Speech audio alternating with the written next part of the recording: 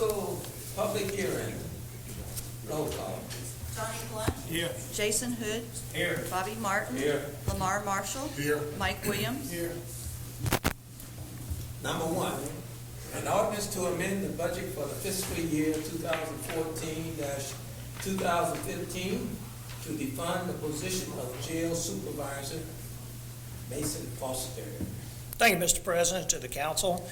We currently do have a vacancy in the position of jail supervisor. We have looked at the organizational chart, and we believe that it's in the best interest of the city of Hammond if we do move forward to eliminate the position of jail supervisor.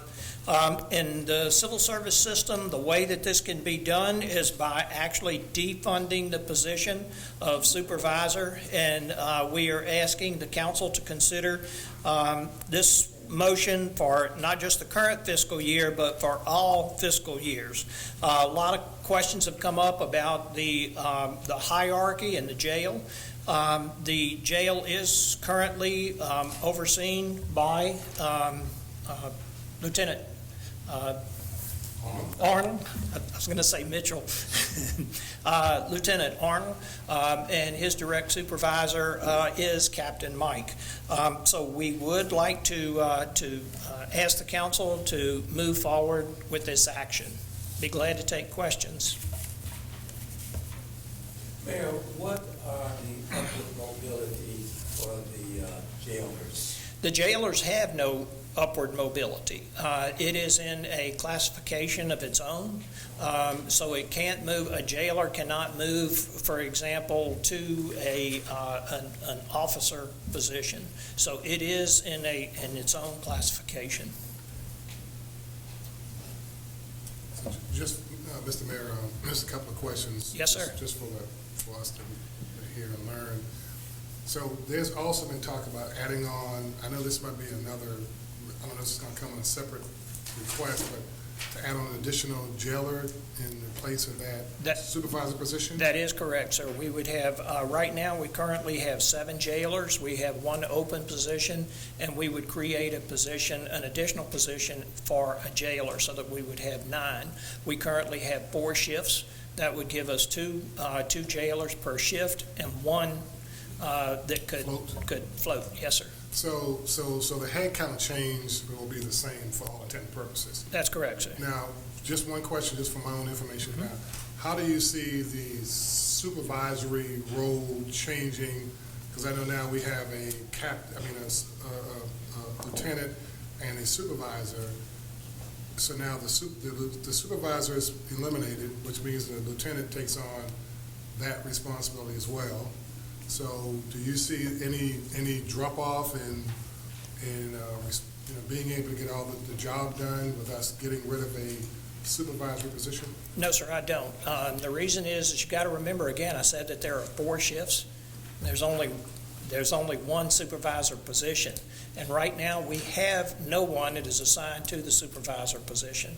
And it's not been an issue at all with that. We have not seen it as an issue. Thanks. Thank you. Any questions from you? Number 2, an ordinance to accept. Mr. President, may I speak on that? Yes. I'm Lieutenant Mitch Arnold. I'm over the jail, and I've been working a month without a supervisor. I think we need this position. This position needs to be filled by a supervisor, someone that coming from the jail. That would give the jailer some type of incentive to move up into that supervisor position. I've been working jailer, I've been working supervisor, and I've been working lieutenant. I'm doing 3 jobs. I need that supervisor.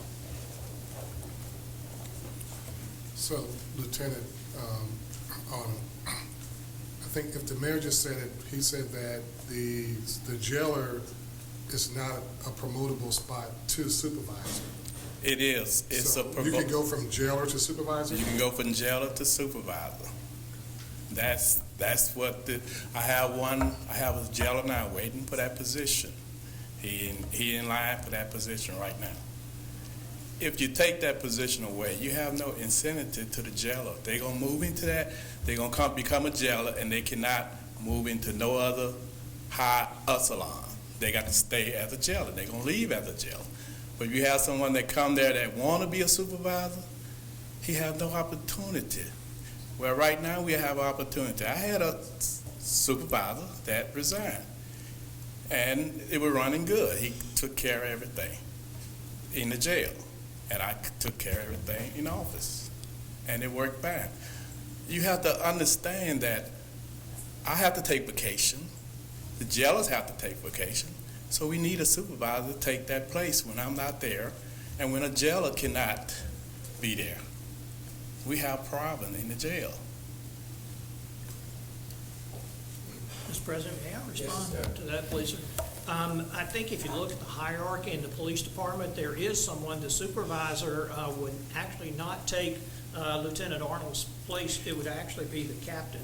The lieutenant reports to the captain, and it would be the captain that would help to oversee the jail in that particular When the situation. lieutenant's on vacation. The way it has been working in the past, since I've been there 2 years, the supervisor would take over my job while I am gone on vacation. The captain have his other job to attend. He has about 5 different divisions to take care of. How he going to run the jail? That's why I had this supervisor. He take care of all this when I'm not there. Without him, How often are you not there, sir? From the captain. I mean, whenever I take vacation, but sometimes I take days off. And if I get sick, what's going to happen? We need that supervisor. All divisions have a lieutenant, and below the lieutenant, there's someone supervising below him. If you take the supervisor away from me, I have nothing. Mr. President, I'd like to just for the record, just if the captain's here, get the captain's input, and I'd also like to get the input from HR, because I think that it's important to know the recommendations from HR as well, if that's okay.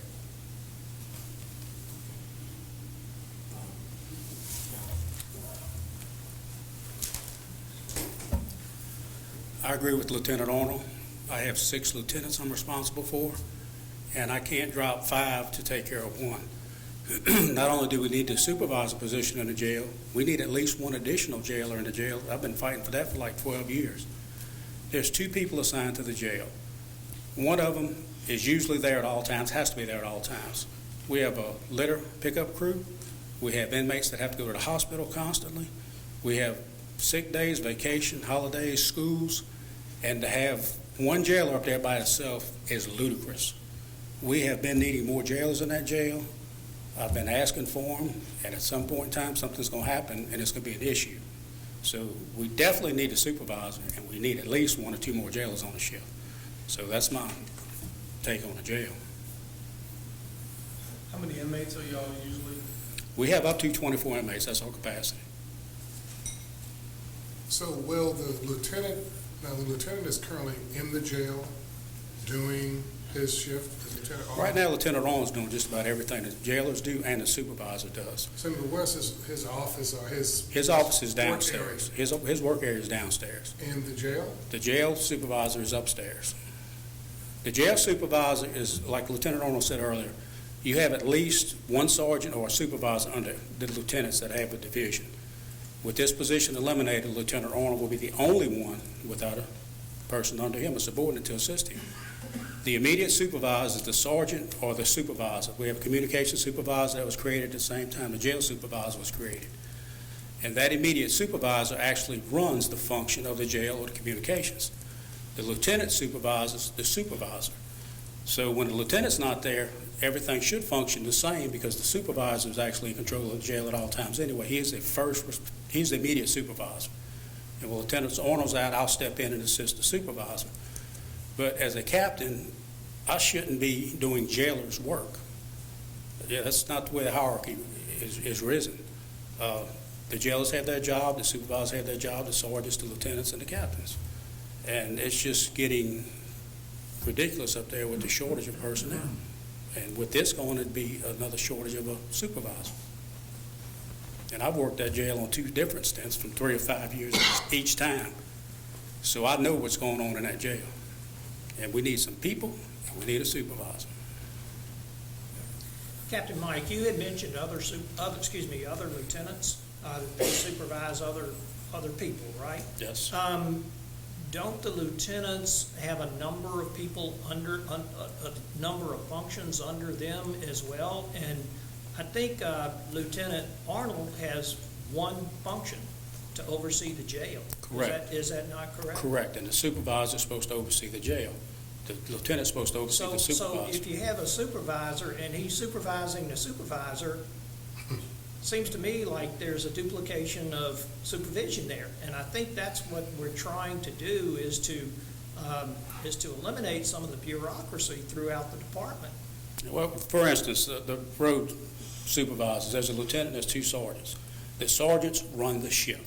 The lieutenant takes care of the paperwork, assigns days off, approves days off, makes sure the shifts are working. They do the administrative part of the shift. The sergeants, the supervisors, are the ones that actually do the daily in and out of running of the shift. Lieutenant Muse has a communications supervisor. That person runs the communications division on a regular basis, on a daily basis. And Lieutenant Muse gives him what he needs to supervise his people. Narcotics, I have a sergeant. Detectives, I have 2 sergeants.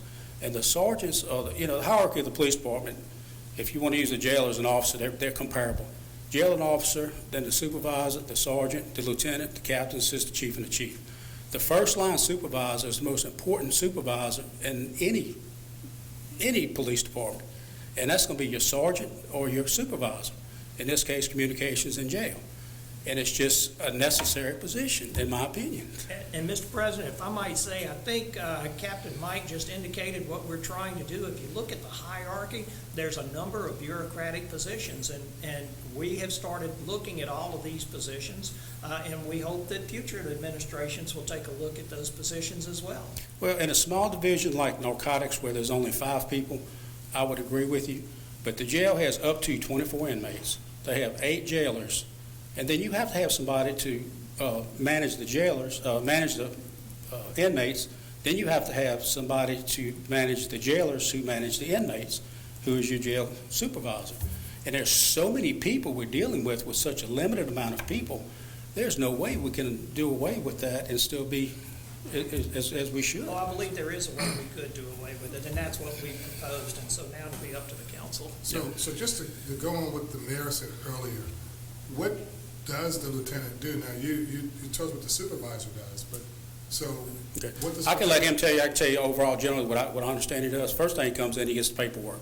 He sees what needs to be done, what was done the night before, keeps track of the payroll, takes cash bonds, he takes bail bond fees from the bond fees, he does the food orders, he makes sure everything is functioning. And that's something that he's doing now, where the jail supervisor could have done it before. But his main thing is administration, keeping the jail staffed, keeping people working, making sure the inmates are cared for, making sure they go to the hospital if they need to go to. But I can let him come up here and tell you exactly what he does if you'd like. I mean, it'd be good. We got to make a decision, so we Okay. know. Like I say, I have all the liability of the jail, all the inmates, everything is under my control. I get all the responsibility. I want to know what you do outside of what the supervisor does. Outside. Based on what the mayor was saying, that so we don't have the duplication of responsibility. So what would be the task that only you do that the supervisor does? I do all the administration of the jail, and the supervisor, he take care of everything up in the jail, the inmates and all that, and he report to me with all the information that he have. No, you can't get any more detail than that? Or? Deeper, I do the food order. When I get to work, I do the food order. I get the food for all the inmates in there. I do the bond, what the captain was telling you. I do the bond for collect bond, all the money that we take in. Sometimes we have over $2,000 or $3,000. I'm responsible for it. I'm responsible for all that money. I'm responsible for getting these inmates to the hospital, supplying them with all the clothes that they need, and it's so much to do. I got to go run to, last week I had to go to St. Tammany Parish, pick up somebody from there, And it's a lot. So if you're out, then who would be responsible? The supervisor would be responsible for all that. He would take care of all that. That's not correct, sir. It's the captain that he reports to. I'm just trying to learn too. I'm just Yeah, trying I to understand. It's the captain. He reports to the. So if the lieutenant has to leave, then the captain steps in for the lieutenant, not the supervisor. The supervisor step in for me. The captain have his own division to run, and I have to have the supervisor do my part. So therefore, if that's the case, then we can probably eliminate the position of lieutenant. We probably could eliminate a lot of positions. The mayor, if you want to, you could eliminate the lieutenants and just have the sergeant run the whole city. You don't need the lieutenant, and you probably don't need the captain. Is that a suggestion? Well, I mean, if you want to start eliminate, you can eliminate all these people. All we does is, try to keep everything running smooth. Your sergeant and your officer would really do all the work in the city. We just try to keep everything organized. But you could, like you say, you could eliminate the lieutenants, the captains, and the assistant chief. And then you have the sergeant run. Mr. Chairman, can I address the council as president? Mr. Vick, I still have a question now. Okay. I have it out there.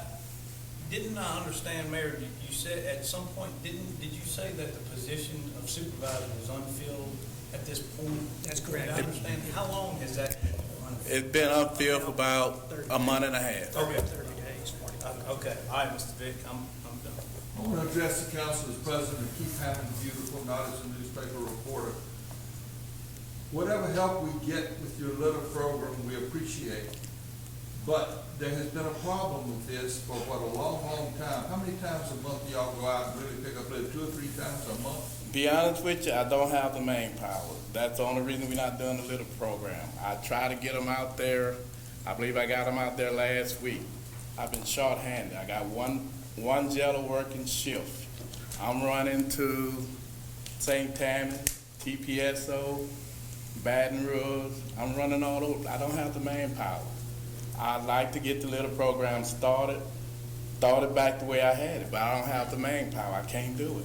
Because we need lots of help, and I know it's a common thing among all citizens to say, a lot of people just sitting in jail all day, they at least could be out picking up litter, but it's a personnel problem. I want to get them out there, but I don't have the manpower to get them out there. As soon as I get some people, we will get back on the litter program. Great. But We need all the help we can get. Lieutenant Arnold, I will admit that you're short of jailers.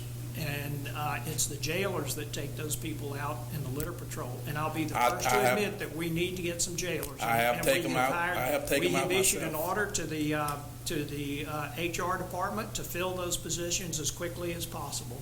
And I think Ms. Severan will attest to that.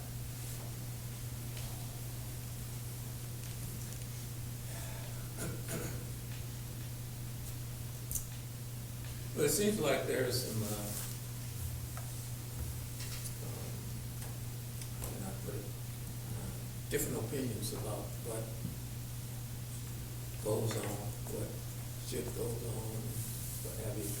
So, in making a decision like this, you definitely want to make sure you get all the information needed in order to make a fair decision. So, Ms. Severan, can you come forward, please?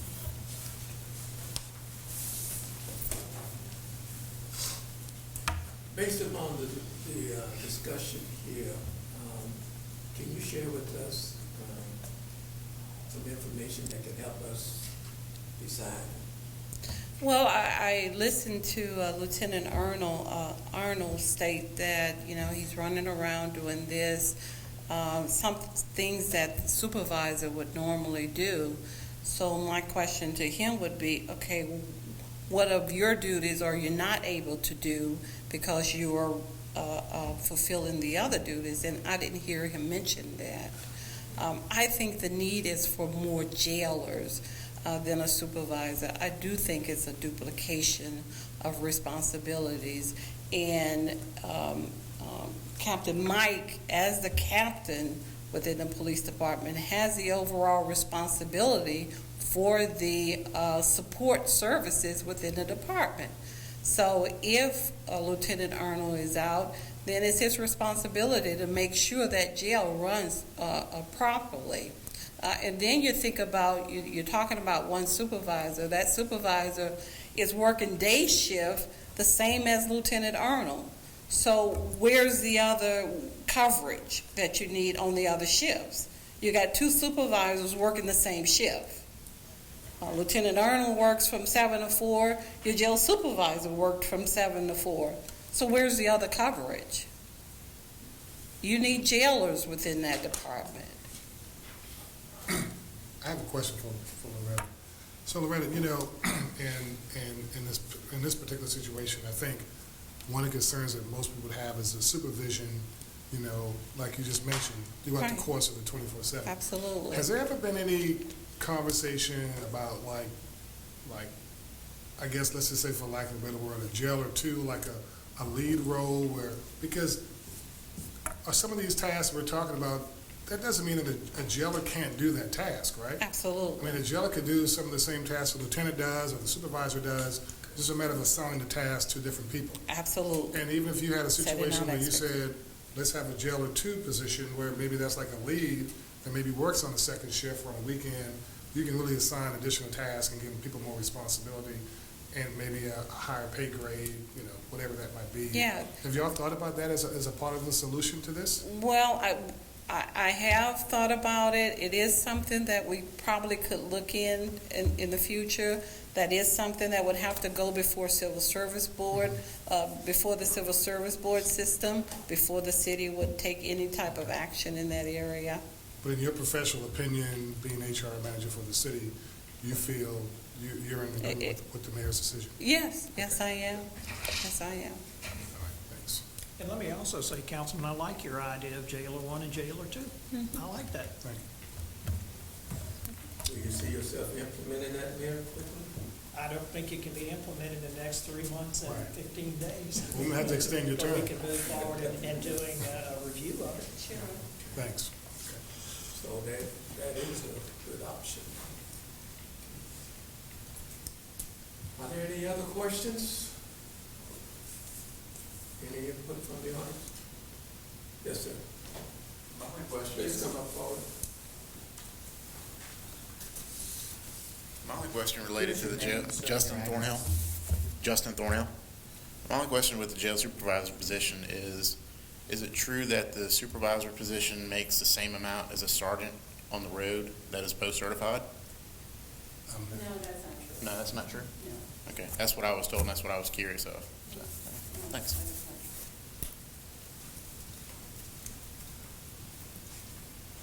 Any other questions? Okay. I do have one more question. I hate to belabor that, because I'm asking Mayor one other question. Mayor Foster, how soon are you planning to bring on that extra jailer Yes. position? As soon as we can. Okay, all right. As a matter of fact, we talked about that this afternoon, and if this position is defunded, we will see whether or not we can do it under civil service to allow us to bring on one more as quickly as possible. We totally agree that we need another jailer. Okay. We don't believe we need another supervisor. I have one question, and that is, I'm Lieutenant Muse, Hammond Police. Is there any other positions in city government that we have this redundancy? Or is it only in the police department? We have the fire department, they have officers as well as we do, and they work up the chain just like everybody else. And then my question, it just seems to me, it's always Hammond PD. Are there any other spots in the department, Mayor, that Yes, in sir. the Let city me that have those respond to that redundant directly. issues? If you And- will recall, we brought forth an opportunity to eliminate the position of assistant fire chief. If you look at every department, we have reviewed every department. Recreation Department, we no longer have an assistant director in the Recreation Department. We no longer have an assistant director of Parks and Grounds. I can keep going down the list, but we've looked at it with every position that comes available. And we're not picking on the police department. I didn't say that, I just wanted Yes, to you be did. clear. No, I didn't. Okay. I did not. I inferred that. I apologize. Thank you. Nor do we have a supervisor in the communications department in the fire department. Lieutenant, Captain, With the proposal of looking into jailer 2 position, do you see that being I brought that up over the last 10 years, it's been reviewed and thrown out. That's been done to death. Maybe without the supervisor, that might be a more plausible option. And the mayor did say that he likes the idea. You're talking about one on each shift, is what you're Well, I talking mean, that's not our decision. We would have That would be we the would have to administration. determine the qualifications, and we do that through MAG. They're the ones that do all of our And studies. basically, we get the same thing as the jail supervisor. So you No, it just keep won't. changing No, it titles. won't. No, it won't either. Let me stop you right there. No, it won't, because you're adding an opportunity for each individual person without adding more people. And that's where it starts costing a lot of money, and I won't get into that. But we do need to add more people in there. That jail is just. Well, that's already, we could argue that till the cows come home.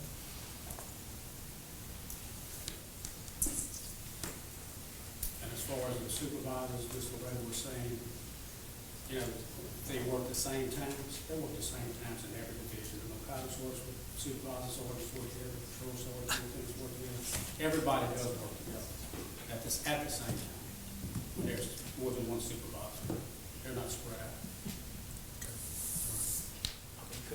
Any other questions? Any comments? No comments? All right. Public hearing number 2. An ordinance to accept the following streets into the street system of the city of Hammond. Ida Street Extension, formerly known as Pete Nicolosi Drive. Tammy Drive, east of Ida Street Extension. Tina Drive, east of Ida Street Extension. Chuck Spangler. Yes, so these are 3 streets at the very south end of what's called now Alida Drive in Pine Hill Forest subdivision. And this is the place where we're about to initiate a sewer rehabilitation, take over the sewer system, and manage these people's resident sewer. These are streets that have been accepted by the city as private. However, they were built up to city specifications. We have reviewed the lab reports. Josh and I have looked over the test and lab reports. They do not have 60-foot right-of-ways, but we've included in the dedication 10-foot servitudes on either side of the existing 40-foot right-of-ways. And it does include the segment from where Alida Drive stops, which is Brenda, I think it's Brenda. And it goes all the way back 2 more blocks. And on the left of that, what's now called Pete Nicolosi, is Tammy Drive, which would be to the east, 1 block long, and then 1 block further down, another drive goes off to Dead End Street called Tina Drive, also 1 block long. And these are the 3 streets we're recommending accepting into the city inventory. It has to be done by ordinance. And the only question we had at the last meeting was the name of the street.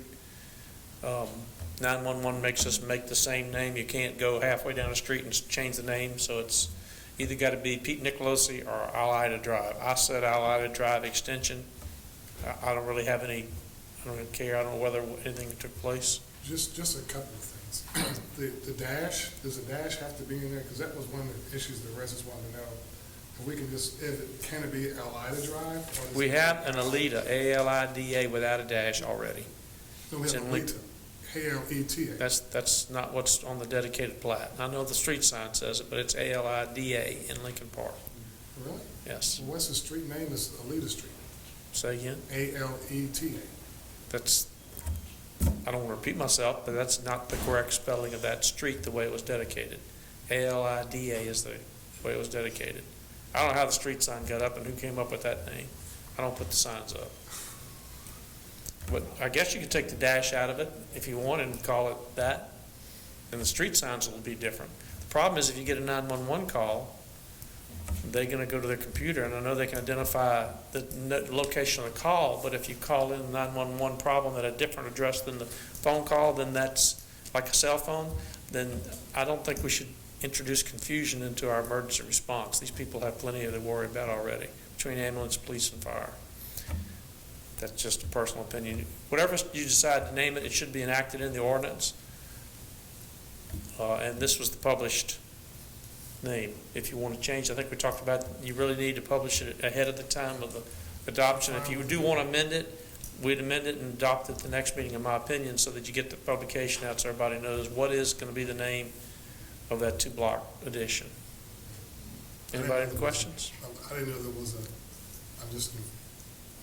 I'm fine with the Alida Street, Alida Street. I just was wondering why we had to have that action, but that's fine.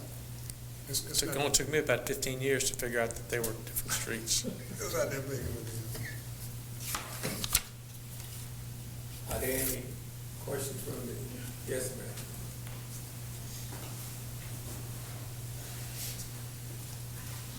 My name is Louise Bostic, 112 Elm Drive, and I have a friendly suggestion here. If you have Alida and Alita, I would suggest that you consider, for the neighborhood's sake, naming it something besides the same letters. I don't know what's wrong with Pete Nicolosi. I mean, I don't have a dog in this fight, but I just am trying to give a friendly suggestion here. Living on Elm Street when there are 4 in this little tiny city, and there are 3 of them that have the same number as mine. Mail is just insane, and the poor post office and 911, every time I call the police, they say, is that off of Old Covington? And I have to say, no, it's off of University. It's ridiculous in a town this size to not be able to find enough names to name our streets. That's just friendly. Just friendly. But the address is not the same. That's how we identify 15 years. Any other comments? Seeing none? Regular session in order. Roll call. Johnny Blunt. Here. Jason Hood. Here. Bobby Martin. Here. Lamar Marshall. Here. Mike Williams.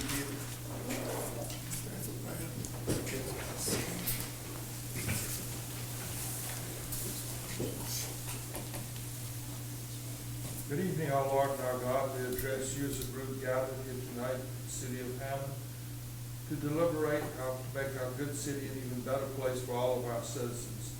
As we gather here tonight, keep in our minds always your directive to us to treat everyone fairly and equally with justice, and to especially look to the needs of the young and the elderly and those who make our community special. Give us the eyes to see the needs of others, the hearts to reach out to them, and the hands to do what we can to lift everyone up. We thank you for those good people who help our city. We thank you for the firemen, the policemen, the emergency personnel, those elected officials who give their time and talents to help guide our city. And we ask that through the Holy Spirit you give them the wisdom to make the right and proper decisions. We pray in thanksgiving for this great nation of ours.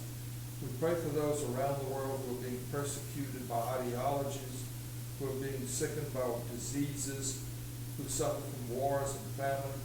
We pray that somehow our world become a happier and more peaceful place. We pray for all these things in the name of the one who saves us, Jesus Christ. Amen. Lieutenant Honor, please pledge allegiance. To the flag, United States of America. And to the republic for which it stands, one nation, under God, indivisible, with liberty and justice for all. Council reports? Well, I'd like to start it off with a big thank you, especially to Dr. Lacey Manson for her assistance in the property succession workshop that we had last week. It was a tremendous success, and I strongly believe that those in attendance left there feeling more knowledgeable about successions and the importance of it. So, thank you, Dr. Manson. Any other council report? Mayor report? Thank you, Mr. President. 2 things. First of all, Mr. Gouvion mentioned Keep Hammond Beautiful. There will be a Keep Hammond Beautiful cleanup this Friday, beginning at 8 o'clock. And it's my understanding that we may have as many as 100 people here to help us with the cleanup. So great job from the Keep Hammond Beautiful Committee. To the council and to the public, we have a meeting every Tuesday on grants. And today, as we were having our grants meeting, I was just really flabbergasted as we went through. And I just wanted to tell you the grants that we have received in the last 60 days, okay? An assistance to firefighter grant for cutters and spreader tools and mobile radios for the Hammond Fire Department, $59,580. First Guarantee Bank donation for the Safe Haven for computers. Johnny, over in your district, $10,000. Keep Louisiana Beautiful Healthy Communities grant for litter prevention, $2,000. I'm sorry, $9,100. That's it. Keep me straight here. 2014 Bulletproof Vest Partnership grant for the police department, $12,433. 2014 Lowe's Keep America Beautiful Community Improvement grant for Clark Park, $10,000. Justice Assistance Grant for law enforcement equipment, $28,425. We mentioned the $250,000 from the Land and Water Conservation Fund that was mentioned last meeting. We also, Mr. Williams collected the Louisiana Municipal Association Community Achievement Award for the airport tower. And the 2014 Firehouse Subs Public Safety Foundation grant for the thermal imaging cameras for the Hammond Fire Department, $15,105. And just today, I got another notice that we have received the Historic Preservation Fund grant for $5,350 to rewrite the guidelines for the Hammond Historic District. And this is just in the last 60 days. So, you know, I read in the newspaper, there's a lot of talk about the city of Hammond needs to go out and get grants. Looks to me like we're doing a pretty good job. And so I just wanted to bring that to the council's attention, how many we are getting. Thank you, Mr. President. And thank you, Lacey, for a job well done, and for her whole staff. Are there any new businesses in town?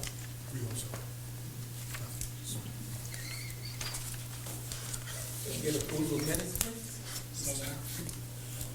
Second. Johnny Blunt. Jason Hood. Aye. Bobby Martin. Aye. Lamar Marshall. Mike Williams. Motion approved. Resolutions, none. Old business, none. New business. Number one, a resolution to ratify and award the Pioneer Forest Sewer Rehabilitation Contract subject to FP&C concurrence to Mitchell Contracting, Inc. for $302,135. Chuck? Yes, sir. You should have this hyperlink. This is the bid tabulation. You see there were 7 plan holders, 2 submitted bids. The low bidder was Mitchell Contracting in the amount of $302,135. There's 36 bid items on this contract because we're doing an SSES, which is a sewer system evaluation where we clean and TV and investigate the sewer lines for leaks and problems. Then we have a rehabilitation portion of the contract, which will go in either line or point repair all the leaks so we don't have a leaking sewer system. And then we have a new sewer main that's going to be laid from the corner of Gwendolyn and Alida, Pete Nicolosi, due south, and then over to the Winn-Dixie line, the Thomas Warner, Winn-Dixie, and Lewis Mashburn line, down that common property line all the way to our existing pump station, which we call Pump Station 39. Stein Road was built when Winn-Dixie was constructed. So it is within our budget. I had a $323,000 estimate. The low bid was $302,135. It is primarily funded by a grant from the Office of from the Governor, Facility Planning and Control, They have to concur in our award and our recommendations, which I do not think we have that, do we? We don't have We don't have formal approval, it's just a matter of time. So this would be a conditional award subject to concurrence by facility planning and control. Anybody have any questions about it? Probably start, depending on facility planning, in about 30 days, somewhere in the middle of October, We're expecting to get facility planning approval this week. by the end of the week. Motion to approve. Second. Johnny Blunt. Jason Hood. Bobby Martin. Aye. Lamar Marshall. Aye. Mike Williams. Motion approved. Number 2, a resolution to approve rescheduling the date of the November 4th Hammond City Council meeting to November 3rd to avoid meeting on Election Day. Councilman Nate. Well, the decision was either before or after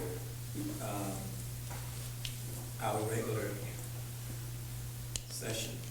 So it was decided by those who are out there campaigning to do it on the 3rd. So the 3rd is when we will have our November council meeting. Motion to approve. Second. Johnny Blunt. Jason Hood. Bobby Martin. Aye. Lamar Marshall. Aye. Mike Williams. Motion approved. Thank you. Number 3, a resolution to authorize the Hammond Horror Festival Committee to sell beer and wine for the Masquerade Ball on Friday, October 10th, 2014, at the Hammond Regional Arts Center, with proceeds benefiting American Cancer Society's Tangible Award Relay for Life. Kelly? No, Kelly.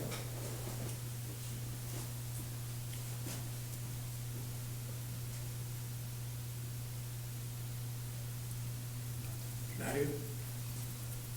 Okay. Number 4, consideration of a resolution to authorize the waiver of a portion of section 3-28 of the Code of Ordinances requiring a posting of a $250 bond by political candidates and authorizing the return of all deposits made to the city. Scott Sternberg. Mr. President, I don't believe he's here. Quite honestly, I didn't expect him to come. You have a letter from Mr. Sternberg in your folder there. Mr. Sternberg represents the Republican Party of Louisiana. Mr. Sternberg has claimed, not just with the city of Hammond, but with other municipalities, particularly the city of Covington, that the posting of any fee or any bond is actually in violation of the freedom of speech rights of the public. I had a medium-long discussion with Andre about this. They had threatened to take action in federal court, which I truly believe that they would have done because they feel very strongly about this. I immediately asked the permit department to cease requiring such a deposit to be made until the council could consider this. The reason that I'm bringing it before the council is because I believe that right now we do have an ordinance that says that we shall collect a $250 deposit. I do believe that the council can waive that requirement in this particular case, just as we do like alcohol and other ordinances that we have. I do believe also in discussing this with Mr. Coudrain, we probably need to revisit the ordinance itself, see if it needs to be revised, and that would come after or sometime after the November 4th election probably. So if the council concurs, that we should waive this ordinance, then we would be refunding anyone that has made a deposit, and we thank everybody that made a deposit to the city of Hammond in the spirit of the ordinance. But we will be refunding those should the council choose to agree to waive this ordinance. Andre, did you want to add anything to that? No, sir. Okay.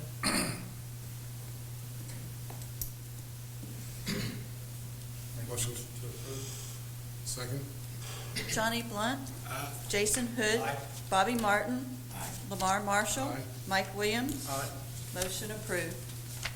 Number 5, a resolution to authorize signatories for the Whitney Bank accounts. Mayor Foster.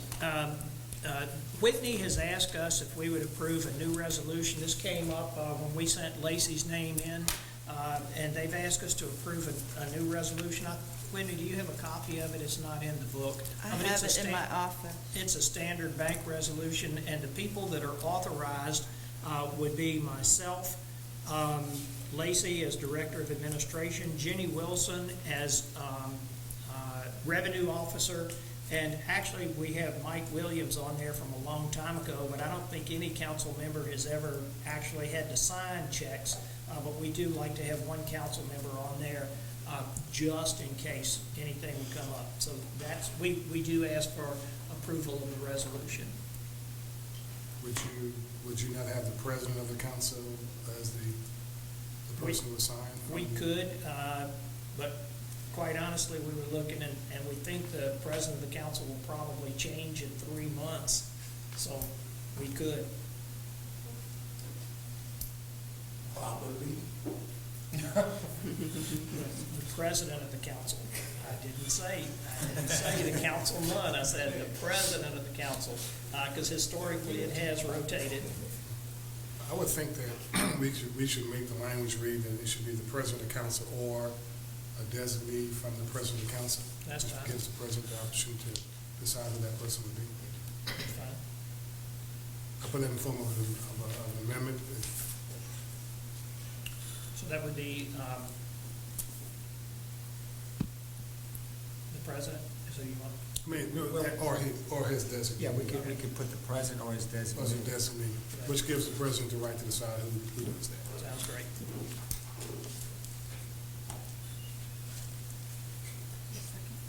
Well, that's a motion to amend it, right? That's a motion to amend. So who's the resolution have authorizing it now? It has Just Mike. changing. It has Mike. It has Lacey, me, Jenny, and Mike, because he's been on there for a long time. And I've never signed a check. Okay, so that's really the motion to change the Mike Williams to the president of the council as designated. That's my amendment would be that we change the language from Mike Williams to the president of the council or his or her designee. Second. Johnny Blunt. Jason Hood. Bobby Martin. Aye. Lamar Marshall. Aye. Mike Williams. Motion approved. As president, I designate Mike Williams. Set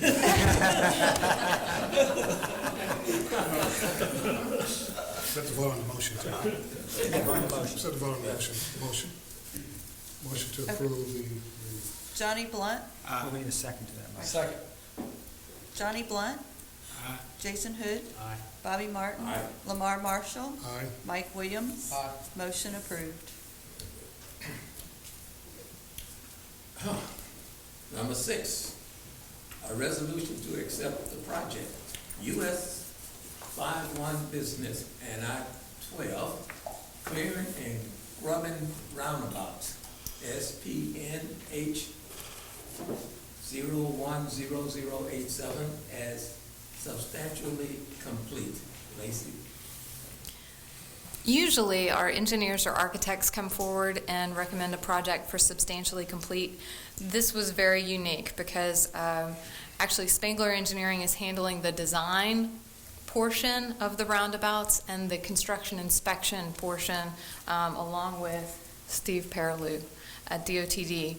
But for the clearing and grubbing portion, Steve Perilou at DOTD oversaw the engineering work for that, the inspection of the work. So he has emailed me and said that what we need to do is do an actual acceptance of the work to close out the project. This was not a grant. It was, however, fully reimbursed 100% by DOTD. Motion approved. Second. Johnny Blunt.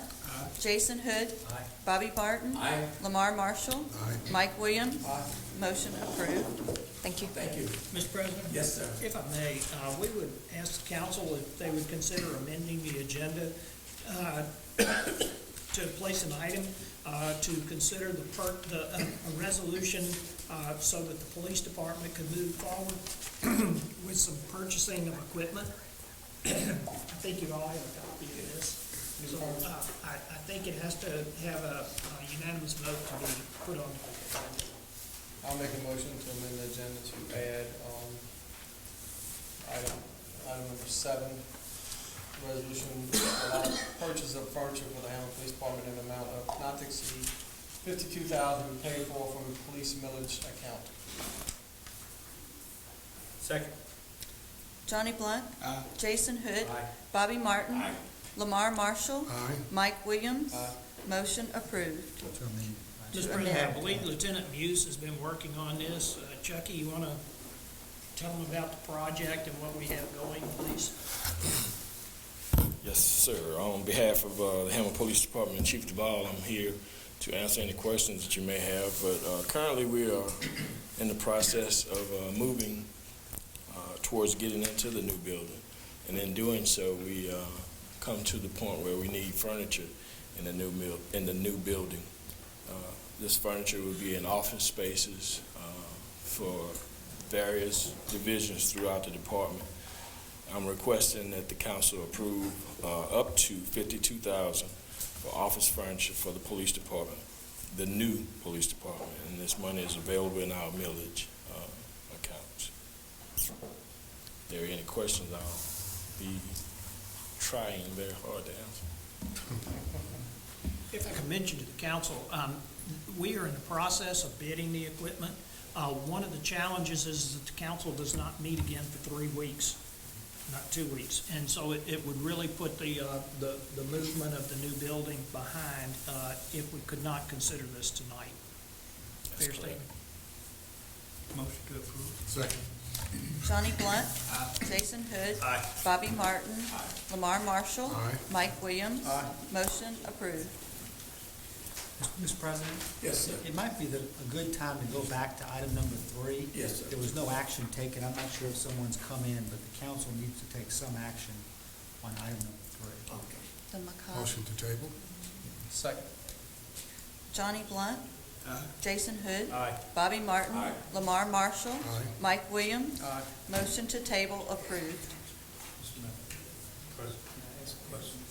I should have asked this first. Whitney, do you know if they were aware that they needed to come? Okay. I should have asked that before, but thank you. Okay. Now going to new business. Number 1, final adoption of an ordinance to amend the budget for the fiscal year 2014-2015 to defund the position of jail supervisor.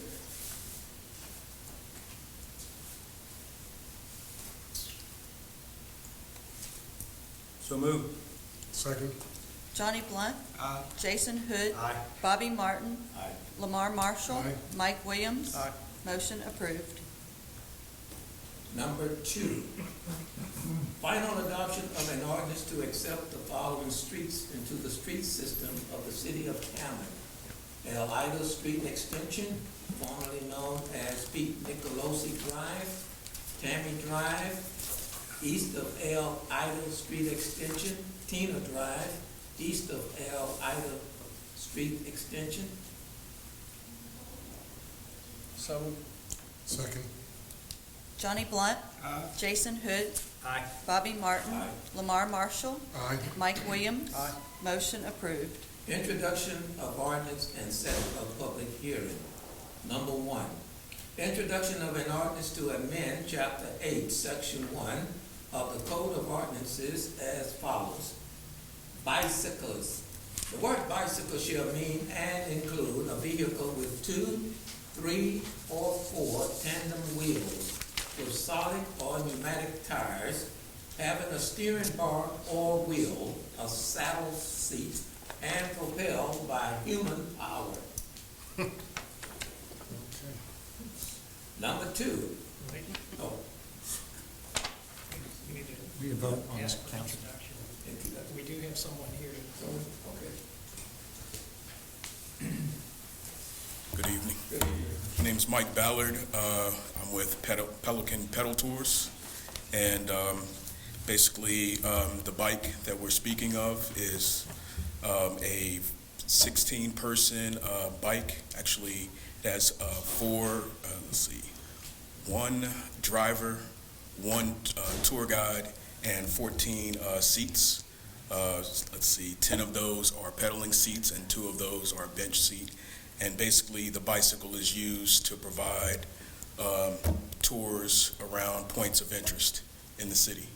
So we partnered with the university to do events on campus, as well as hire students from the university as drivers and as tour guides. I'm not sure exactly what questions you have, but I'm here to answer any questions.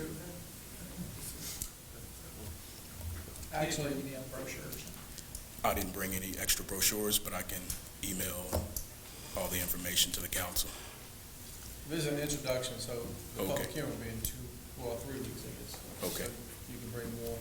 Sounds good. On October 7th. Yes. Motion to introduce. Second. Johnny Blunt. Jason Hood. Aye. Bobby Martin. Lamar Marshall. Aye. Mike Williams. Aye. Motion approved. Public Thank hearing is set for October 7th, 2014. Number 2.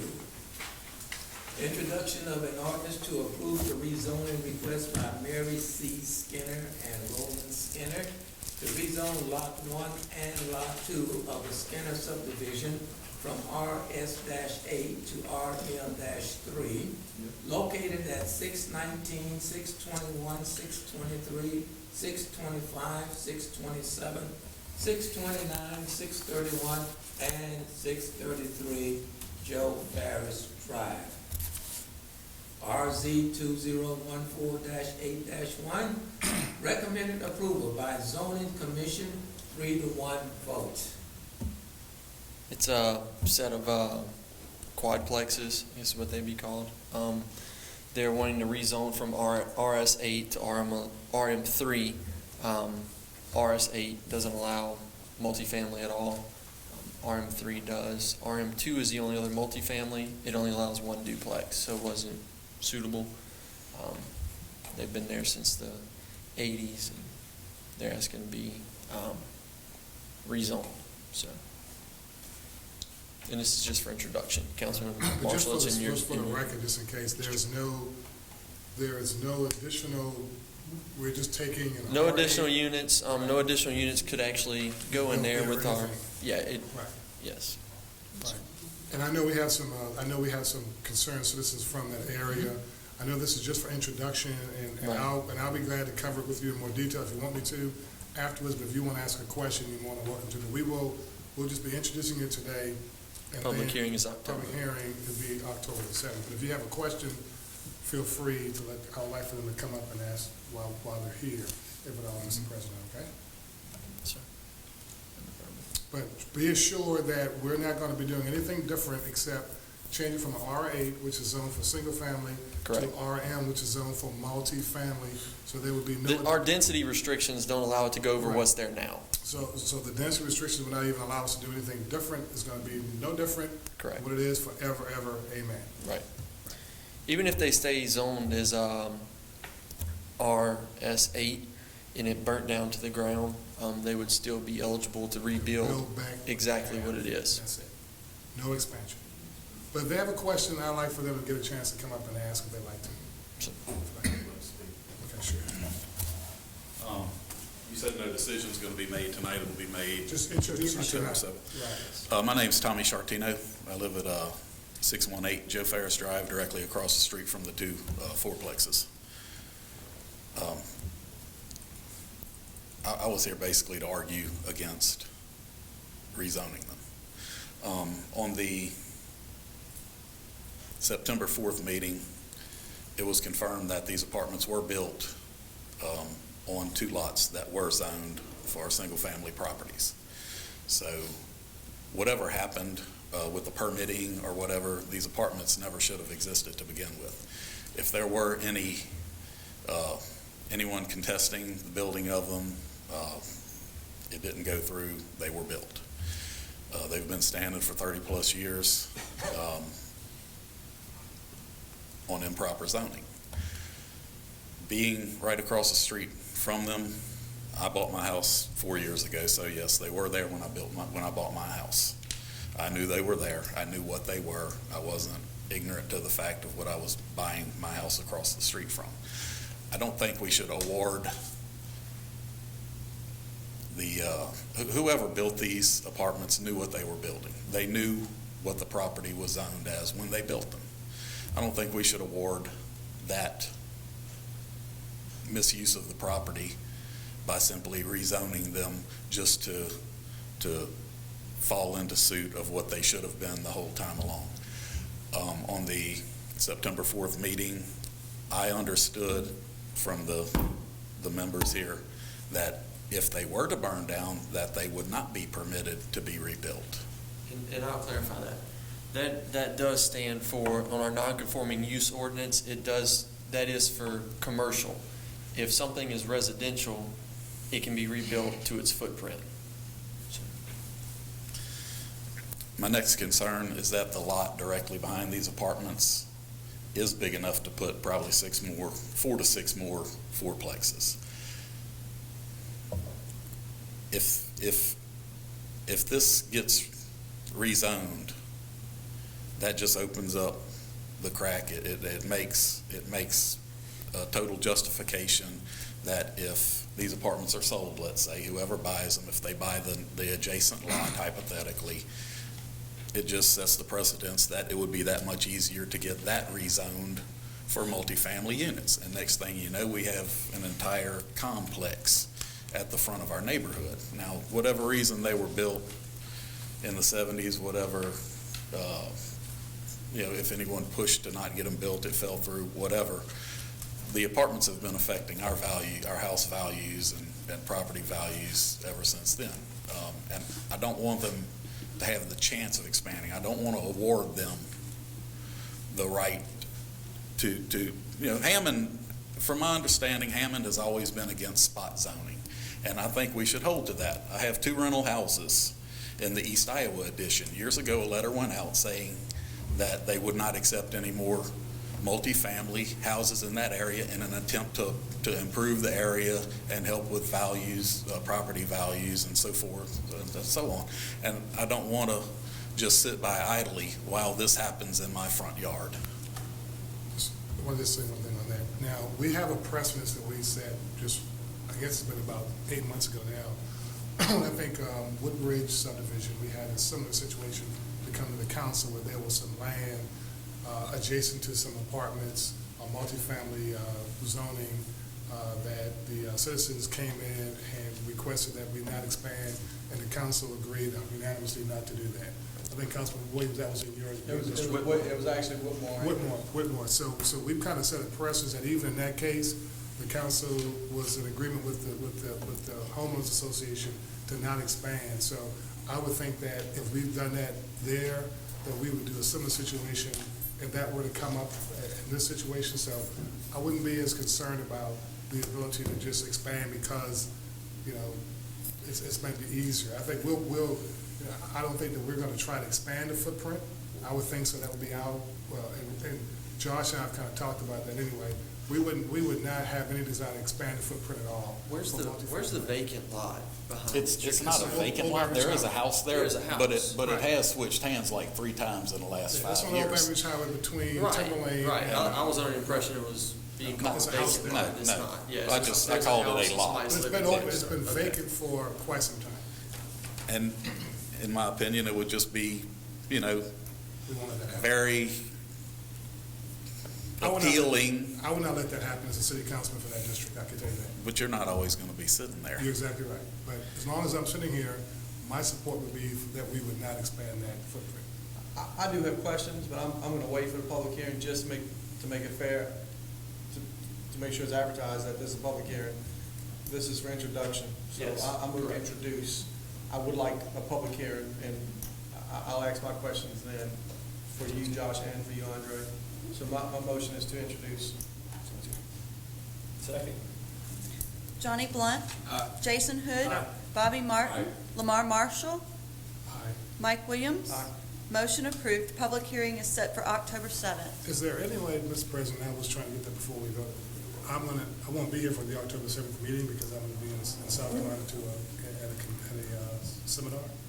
So is there any way that we can extend, because I would like to be here since I am the councilman of that district and make sure I support my constituents. I'm not gonna be here in Hammond.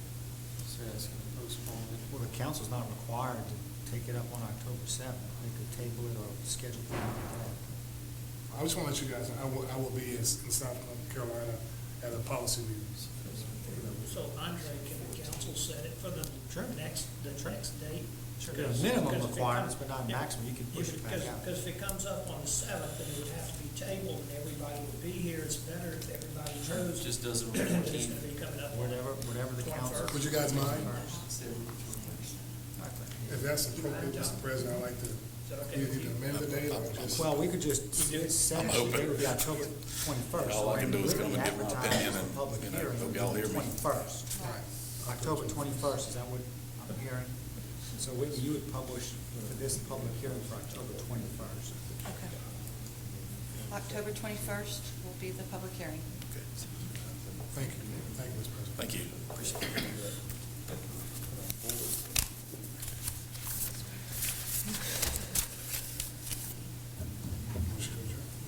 Well, we have Got item one more. 3. One more. Introduction of an ordinance to approve amending ordinance number 13-5357 as requested by A-Like Properties LLC, grade A-Like, to extend deadline to construct cul-de-sac on Arc Way and to accept performance bond in the amount of $69,500 expiring on 10/06/2015 for construction of the cul-de-sac located at 17420 Highway 190 East, Zone CH, SDF 2009-8-1, recommended approval with conditions by Planning Commission. They're wanting to extend their bond to complete the cul-de-sac. The road's built, they just didn't finish the cul-de-sac. Lots can't sell till the cul-de-sac's built, but the conditions are that the Planning Commission was only willing to extend it one more time. Yes, come on. Quite a few times. And so they were very clear about that this was the last extension to them. So. Motion to introduce. Second. Johnny Blunt. Jason Hood. Aye. Bobby Martin. Lamar Marshall. Aye. Mike Williams. Aye. Motion approved. Public hearing is set for October 7th, 2014. Thank you. Motion to adjourn.